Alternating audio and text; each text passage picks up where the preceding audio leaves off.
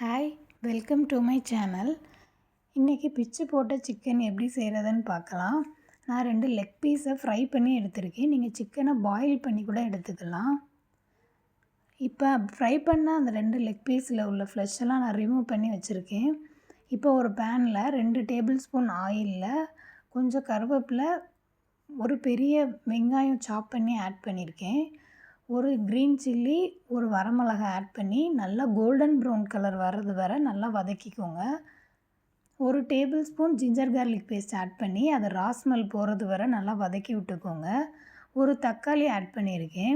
தேவையான அளவு salt add பண்ணி க்ளோஸ் பண்ணி வச்சு நல்லா வதக்குங்க. நல்லா வதங்கி வந்ததுக்கப்புறம் 1/4 ஸ்பூன் மஞ்சள்தூள், 1/2 tablespoon chilli powder, 1/4 spoon garam masala, 1/4 spoon ஜீரகத்தூள் ஆட் பண்ணி நல்லா வதக்கி எண்ணெய் பிரிஞ்சு வர்றது வரை வதக்கி விட்டுக்கோங்க.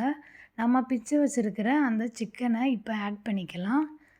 அவ்வளோதான், நம்மளோட பிச்சு போட்ட சிக்கன் ரெடி.